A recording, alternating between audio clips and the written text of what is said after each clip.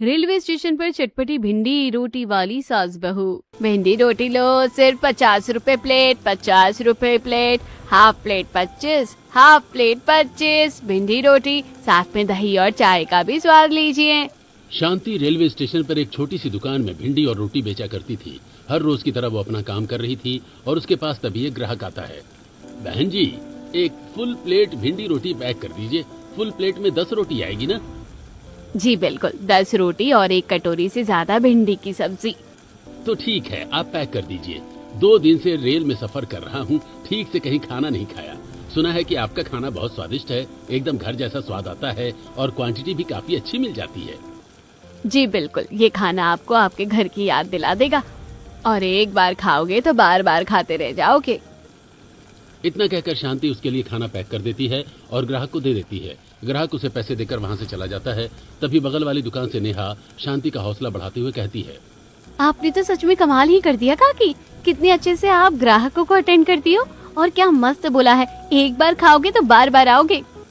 अरे लाडो, सब कुछ तो तुझसे ही सीखा है। अरे तू ही थी जिसने मेरा हौसला बढ़ाया था और मेरे परिवार की हालत को समझते हुए तूने मुझे आइडिया दिया कि मुझे रेलवे स्टेशन पर भिंडी और रोटी बनाकर बेचनी चाहिए। सब तेरी ही बदौलत है। हाँ, क्योंकि जब तक पापा थे वो रेलवे स्टेशन पर चाय पकोड़े सब्जी रोटी और पराठे दाल चावल बेचा करते थे, लेकिन अब उनकी जिम्मेदारी मुझे संभालनी पड़ रही है। रेलवे स्टेशन पर पता चला कि यहाँ सब सामान बेचना सही रहेगा। ऊपर से आपके घर के आंगन की भिंडी और बैंगन सबसे अच्छी सब्जी होती है। इस तरह दोनों बातें कर रही थीं और अपना काम कर रही थीं। दोनों ही रेलवे स्टेशन पर दुकानें लगाया करती थीं। नेहा के पास भी कुछ ग्राहक आते हैं। अरे बहन जी, जरा मुझे कुछ आलू के पराठे दे दीजिए, बड़ी भूख लगी है। कितने देने हैं? रिक्शा वाला जेब से पैसा निकालता है और उसकी जेब में आज बस 20 ही रुपए थे।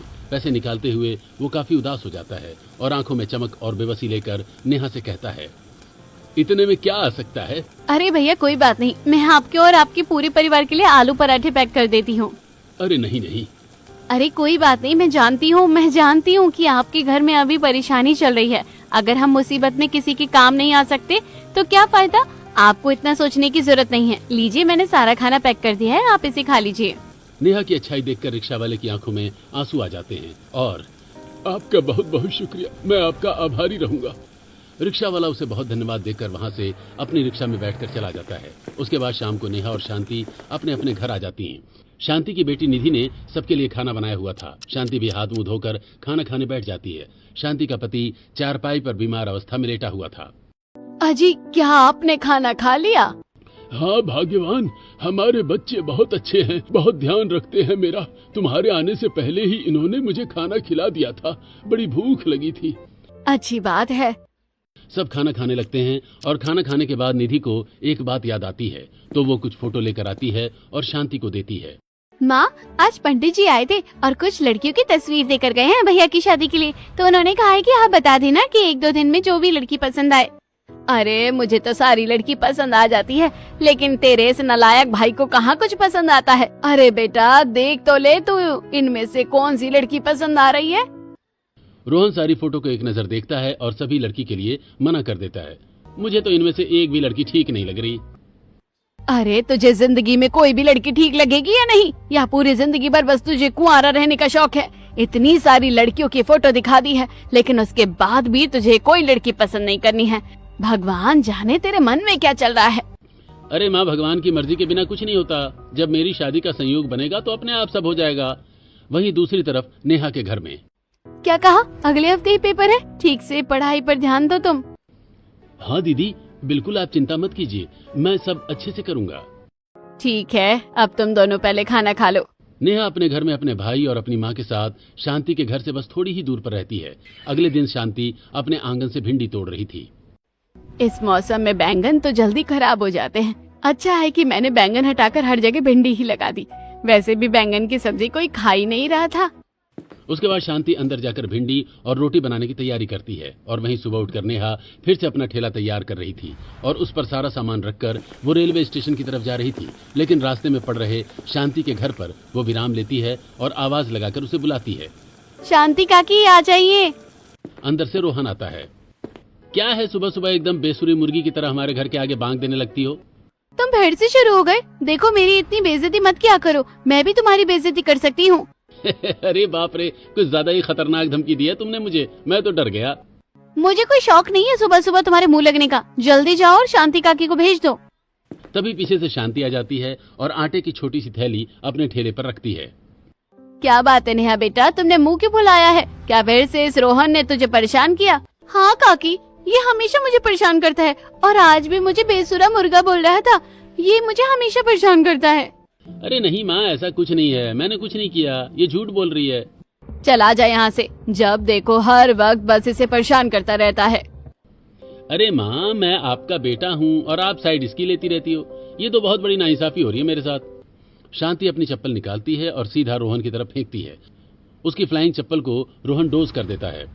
क्या माँ, अब तुम हथियारों का भी इस्तेमाल करने लग गई? सही बात है।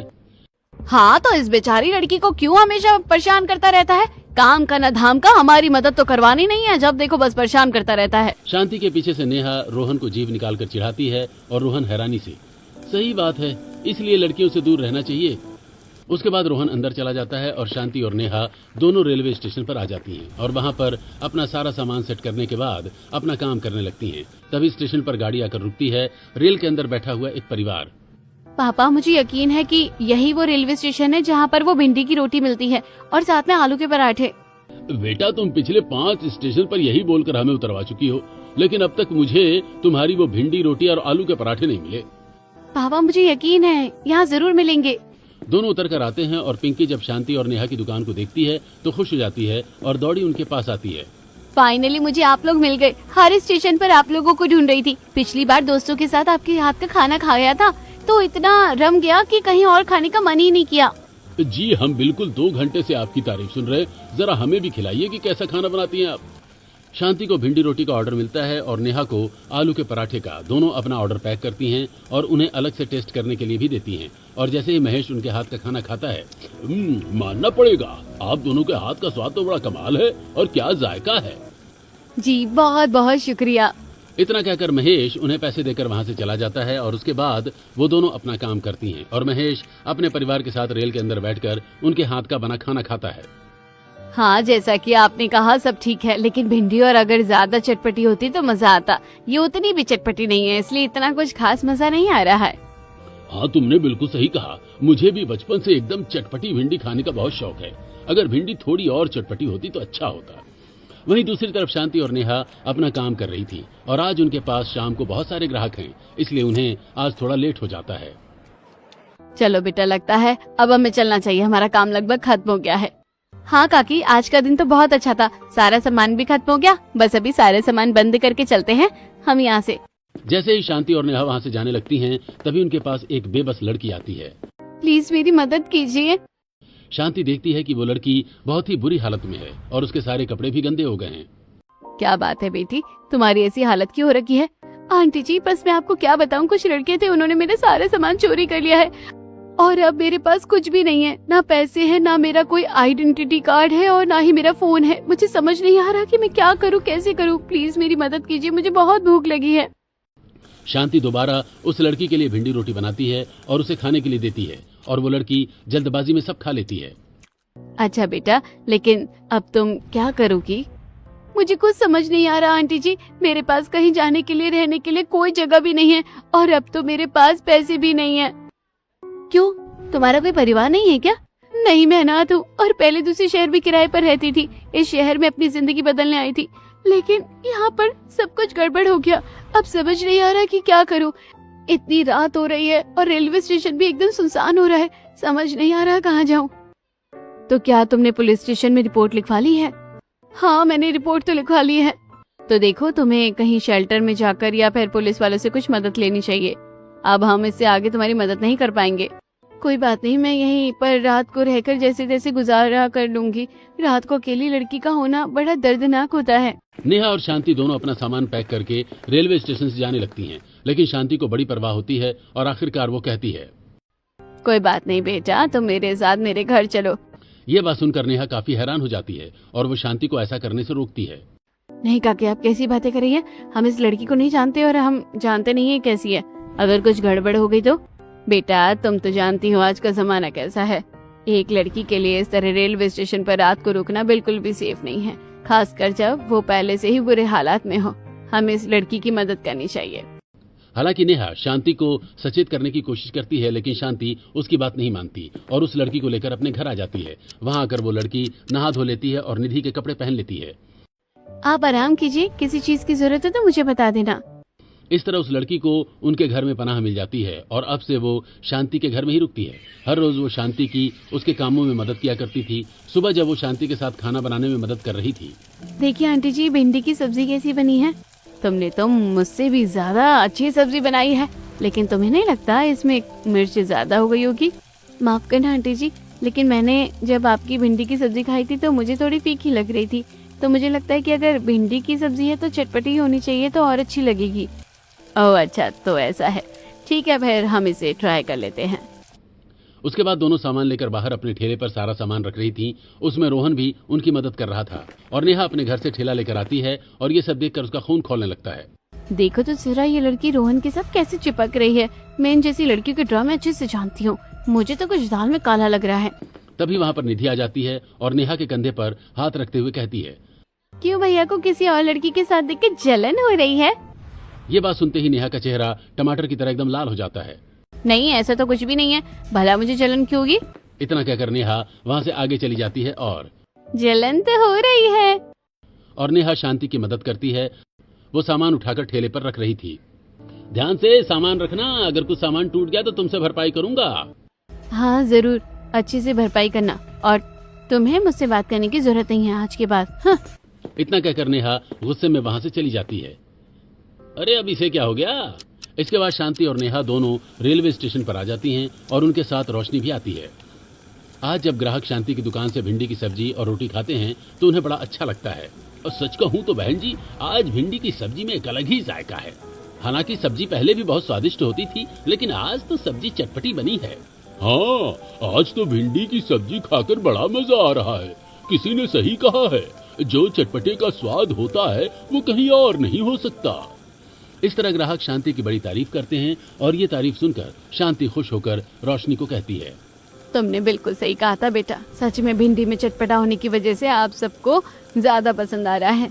इस तरह रेलवे स्टेशन पर शांति भिंडी रोटी बेचा करती थी और अब उसकी भिंडी में चटपटे होने का भी स्वाद बढ़ गया था। यूं ही अच्छे खासे दिन गुजर रहे थे और कुछ दिन से जब तक रोशनी शांति के घर पर थी तब से नेहा को भी चैन नहीं मिल रहा था। नेहा उसके घर पर आती है और देखती है कि सब साथ बैठकर टीवी देख रहे थे। आओ नेहा। हाँ, और काका आपकी तबीयत कैसी है? मैं तो बस ठीक हूँ बेटा, पूरा दिन बस इस चारपाई पर लेटा रहता हूँ, बड़ा बोर हो जाता हूँ। और आजकल तुम भी नहीं आ रही मिलने तो और ज्यादा बोरियत हो जाती है। अगर आप मुझे इतना मिस कर रहे थे तो कह देते, मैं आ जाती, लेकिन पूरा दिन काम में ही निकल जाता है इसलिए नहीं आ पाती। जानता हूँ, अपने पिता के जाने के बाद तुम अपनी जिम्मेदारियों को बखूबी निभा रही हो। मुझे गर्व है तुम पर। सब थोड़ी देर बातचीत करते हैं और उसके बाद नेहा वहाँ से जाने लगती है तो रोहन उसके पीछे आता है। अरे नेहा, रुको तो सही, क्या बात है? तुम आजकल मुझसे बात क्यों नहीं कर रही? बस नहीं करनी तो नहीं करनी, जाओ यहाँ से। अरे मैंने कुछ किया है क्या? नहीं, मुझे नहीं पता, लेकिन मुझे तुमसे कोई बात नहीं करनी। गुस्से में नेहा वहाँ से चली जाती है। पता नहीं इस लड़की को क्या हो गया, आजकल अजीबोगरीब हरकतें कर रही है। तभी पीछे से रोशनी आ जाती है और वो रोहन से बात करने की कोशिश करती है। लगता है आपकी और नेहा की दोस्ती बहुत गहरी है। क्या वो आपकी गर्लफ्रेंड है? अरे नहीं नहीं, ऐसा कुछ भी नहीं है। हम दोनों बस बचपन से इस मोहल्ले में साथ पले बढ़े हैं, तो बस इसीलिए। ओह अच्छा, मौसम कितना अच्छा हो रहा है आज। हाँ, लगता है कि किसी भी समय बारिश हो सकती है और तभी बारिश होने लगती है। चलिए हम अंदर चलते हैं, वरना आपकी तबीयत खराब हो जाएगी। उसके बाद रोहन रोशनी के साथ अंदर चला जाता है और थोड़ी ही दूरी पर नेहा ये सब देख रही थी। उसका दिल टूट जाता है और वो बारिश में भीगते हुए खुद से कहती है, सही है, जिंदगी में हर कोई आगे बढ़ जाता है। नेहा भीगते हुए घर वापस आती है। कपड़े चेंज करने के बाद नेहा काम कर रही थी और वो गाना सुनते हुए गाना गा रही थी।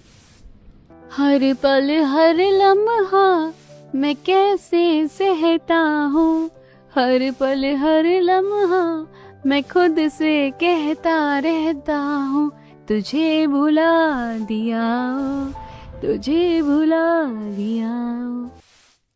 नेहा को ऐसा गाना गाता देखकर रजत और रेखा सोचते हैं, क्या किसी ने दीदी का दिल तोड़ दिया है मम्मी? देखने से तो सही लगता है बेटा। इस तरह दिन गुजर रहे थे। रोहन नेहा के घर आता है। नेहा आंगन में कपड़े धो रही थी। तुमने ही मेरे लिए आलू के पराठे भेजे थे ना, लेकिन तुम बात नहीं कर रही। हाँ ठीक है, जाओ यहाँ से। अब क्यों आए हो? वैसे तो बड़ा रोशनी के आगे पीछे घूमते रहते हो। इस बात पर रोहन हंसने लगता है। अच्छा, तो इसलिए तुम मुझसे बात नहीं कर रही थी, तुम्हें जलन हो रही थी। नेहा का चेहरा टमाटर की तरह लाल हो जाता है। अरे भला मुझे क्यों जलन होगी, जाओ यहाँ से। नेहा अंदर जाने लगती है और रोहन उसका हाथ पकड़कर कहता है, मैं तुम्हारे अलावा किसी और को नहीं देखता। मैं तुमसे शादी करना चाहता हूँ नेहा। अगर तुम राजी हो तो मैं घर पर बात करूँ। रोहन के पीछे से शांति ने ये सुन लिया था और नेहा के पीछे खड़ी रेखा ने सुन लिया था और दोनों उनके पास आती हैं। अच्छा, इसलिए मैं सोचूं कि जो किसी लड़की को पसंद नहीं कर रहा था तो रोहन ही वही लड़का था जिसने तुम्हारा दिल तोड़ा था। नहीं मम्मी, ऐसे कुछ भी नहीं है। और क्या माँ, आप यहाँ ऐसे क्यों आ गई? अच्छा तो बस, क्या तुम ही आ सकते हो?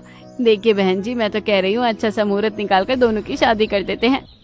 इस तरह दोनों की शादी की तारीख तय हो जाती है और कुछ ही दिन बाद सही मुहूर्त पर दोनों की मंदिर में शादी करवा दी जाती है। नेहा का गृह प्रवेश होता है। मुझे नहीं पता था कि इतनी जल्दी आप मेरी भाभी बनकर आ जाओगी, पर अच्छा है, मैं तो बहुत खुश हूँ।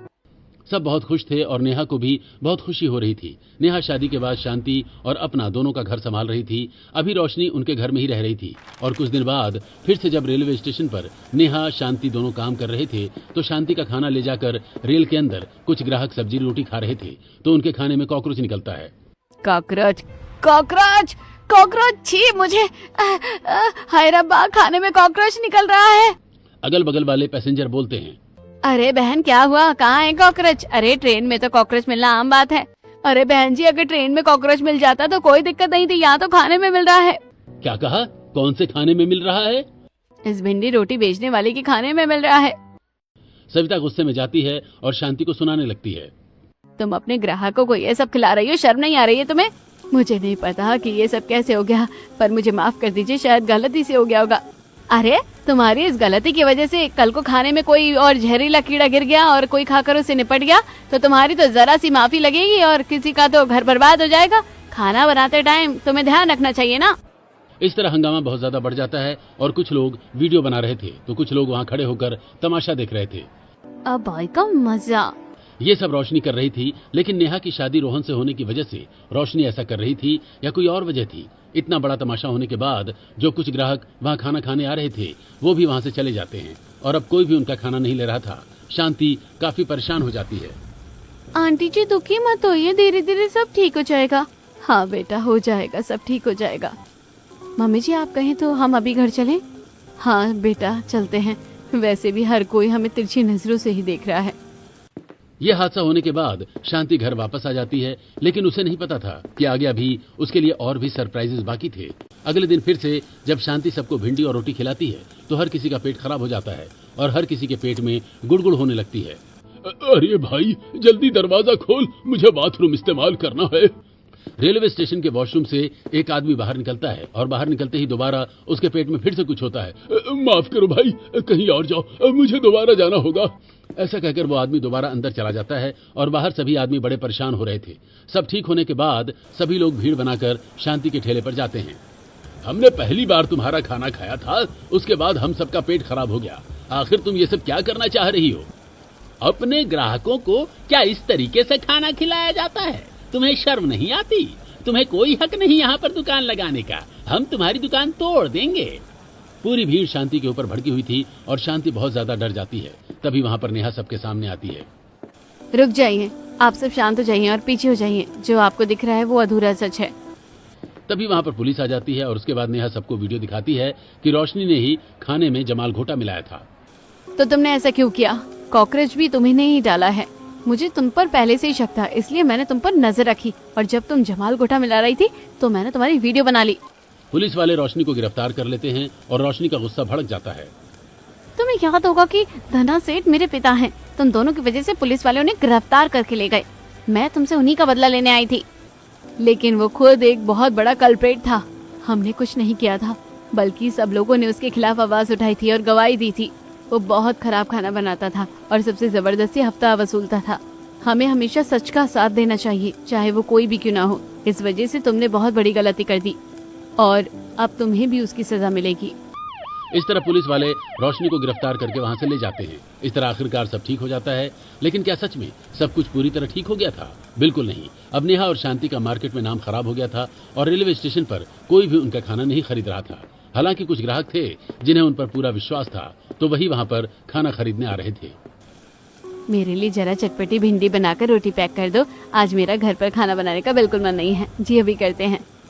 नेहा और शांति दोनों सास बहू मिलकर पहले की तरह खूब मेहनत कर रही थी। नेहा ऑर्डर पैक करके सुनीता को देती है और सुनीता उन्हें पैसे देकर कहती है, लेकिन आपकी दुकान पर पहले वाली बात नहीं रही। पहले की तरह बहुत सारे ग्राहक नहीं आते।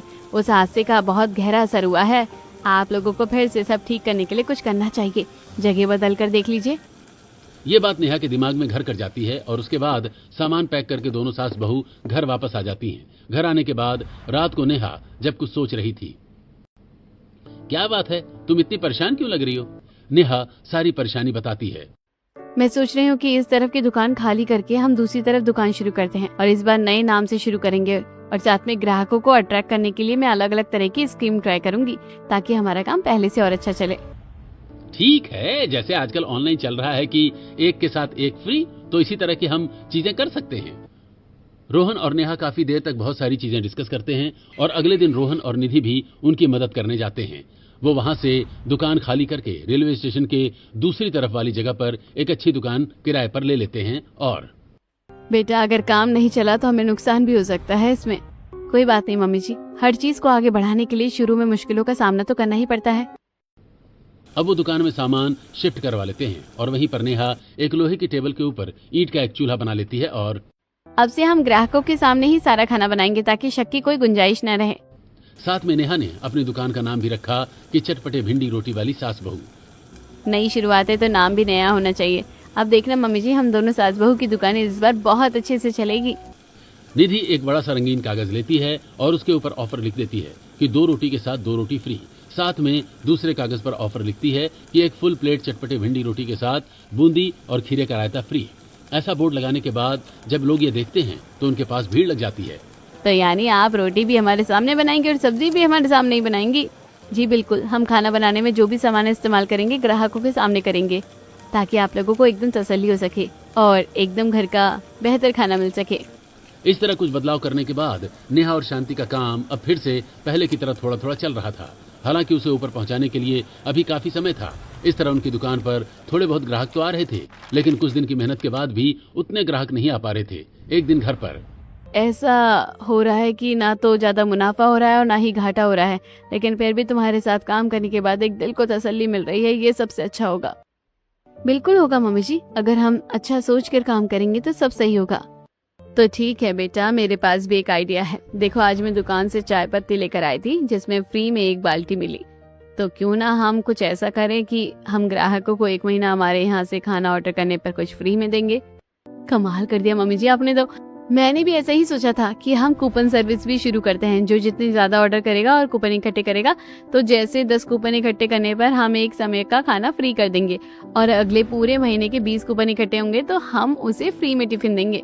भाभी कमाल है, फिर तो पक्का ज्यादा ग्राहक आ ही जाएंगे।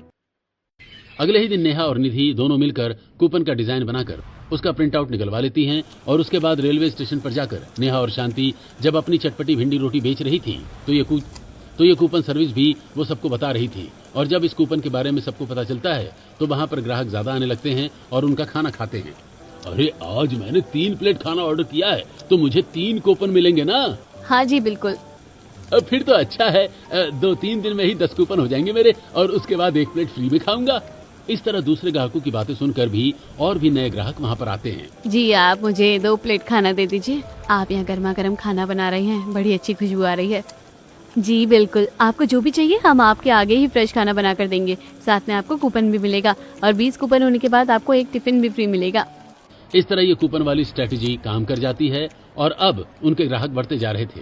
नेहा देख रही थी कि फ्री के नाम पर उनके पास ज्यादा ग्राहक आ रहे थे, इसलिए उसने एक और ऑफर शुरू किया। वो जो भी ऑर्डर पैक करके दे रही थी उसके साथ में ही लड़कियों के लिए रबर बैंड या क्लेचर रख रही थी और लड़कों के लिए एक की चेन रख रही थी। इन सब चीजों से ग्राहक बहुत ज्यादा खुश हो रहे थे। इस तरह नेहा का काम अब काफी अच्छा चलने लगा और रेलवे स्टेशन पर उनके ऑफर्स की वजह से हर जगह चटपटे भिंडी रोटी वाली सास बहू मशहूर होने लगी थी। दिन गुजर रहे थे। अब तो तुम्हें सच में बहुत मुनाफा होने लगा है। सिर्फ मुझे नहीं, मम्मी जी की भी ज्यादा मेहनत है। भिंडी रोटी तो मुझे इतनी अच्छी से बनानी नहीं आती थी जितनी अच्छे से मम्मी को बनानी आती है। क्यों ना हम भिंडी की भी अलग अलग डिश बनाकर बेचना शुरू करें। मैं अभी सिर्फ एक सिंपल भिंडी की सब्जी बनाकर बेचती हूँ। अभी भरमा भिंडी और अलग तरीके से भिंडी बनाकर बेचना शुरू करूंगी, जैसे कुरकुरी भिंडी, भरमा भिंडी, भिंडी दो प्याजा, दही वाली भिंडी। इस तरह अब उन्होंने मेन्यू में अपनी अलग अलग तरह की भिंडी भी ऐड कर दी थी। लेकिन नेहा और शांति ने नोटिस किया था कि लोगों को सबसे ज्यादा पसंद चटपटी भिंडी आ रही थी। कोई भी भिंडी क्यों ना हो, लेकिन सब लोगों को चटपटा ही ज्यादा खाना अच्छा लग रहा था। अब तो आप लोगों का काम काफी अच्छा चल रहा है। मुझे बड़ी खुशी है कि आप लोगों ने और भी तरह की वैरायटी वाली भिंडी बनाना शुरू कर दिया। सच में आपकी चटपटी भिंडी में तो जो स्वाद है ना, वो कहीं नहीं है। जी शुक्रिया। हमारी मुसीबत के समय में आप जैसे ग्राहकों ने ही हमारी बहुत ज्यादा मदद की है और हमें हौसला दिया, और तभी हम यहाँ तक पहुँच सके हैं। सभी ग्राहक वहां पर खड़े होकर खाना खा रहे थे। ये देखने के बाद नेहा को थोड़ा सा अजीब लगता है, क्योंकि खाना आराम से शांति से बैठकर खाना चाहिए। इसलिए नेहा पास के रेलवे स्टेशन की पटरी से कुछ ईंटें लेकर आती है और उसके बाद अंदर से एक लकड़ी का लंबा सा बड़ा सा फट्टा लेकर आती है। उसके बाद वो उल्टे और सीधे हाथ की तरफ बीच में काफी लंबा गैप छोड़कर 3-3 ईंटें रख देती है और उसके बाद उसके ऊपर लकड़ी का फट्टा लगा देती है, जिससे वो एक जुगाड़ू बेंच बनकर तैयार हो जाता है। आप सब यहाँ पर आराम से बैठकर खाना खा सकते हैं। ये तो बहुत अच्छा जुगाड़ लगाया है आपने। इसे लगाने से ज्यादा जगह भी वेस्ट नहीं हुई और हम इसके ऊपर आराम से बैठकर खा भी सकते हैं। इस तरह दोनों सास बहू और ज्यादा फेमस हो रही थी और वो अपने से ज्यादा अपने ग्राहकों के बारे में सोच रही थी। और नेहा ने हालांकि ऑफर में बदलाव कर दिया था, लेकिन जो वो फ्रीबीज जैसे रबर, क्लेचर, की चेन और साथ में उसने कभी कभी गिफ्ट में पेन भी देना शुरू किया ताकि ज्यादा ग्राहक उसके पास आ सके। और ये फ्री गिफ्ट से वो ग्राहकों को एक तरह से धन्यवाद भी कर रही थी। इस तरह के नए ऑफर की वजह से नेहा और शांति के पास अब ज्यादा ग्राहक जुड़ने लगे थे। और एक दिन रिक्शे में बैठकर एक जोड़ा रेलवे स्टेशन की तरफ आ रहा था। तब बहुत ज्यादा भूख लग रही है। एक तो इतनी ज्यादा गर्मी, ऊपर से ऐसे में सफर बड़ा परेशान कर देता है और भूख से तो वैसे भी बहुत परेशान हो रहे हैं। तो मैं आप लोगों को एक बढ़िया सी दुकान पर ले चलता हूँ, जहाँ पर आपको एकदम फ्रेश खाना आपके सामने बनाकर मिलेगा और साथ में आपको एक फ्री गिफ्ट भी मिलेगा। ये तो बिल्कुल वैसा ही लग रहा है जैसे वो सास बहू अपने चटपटे भिंडी की रोटी के लिए फेमस हो रही है और फ्री गिफ्ट के लिए। हाँ बिल्कुल, मैं उन्हीं की बात कर रहा हूँ। अरे वाह, हमने उनकी बहुत तारीफ सुनी है। बड़ी स्वादिष्ट चटपटी भिंडी बनती है वहाँ, और वो भी अलग अलग तरह की, और साथ में रायता फ्री भी है। अब तो मुंह में पानी आ गया। प्लीज आप हमें उनके पास ले चलिए। रिक्शा वाला रेलवे स्टेशन पर लाकर खुशी खुशी उन्हें वहां लेकर जाता है और वो बड़े मजे से दोनों सास बहू की चटपटी भिंडी रोटी खाते हैं। और इस तरह दोनों सास बहू अपनी चटपटी भिंडी रोटी के लिए बहुत ज्यादा मशहूर हो जाती हैं और उनका काम अब बहुत अच्छा चलता है।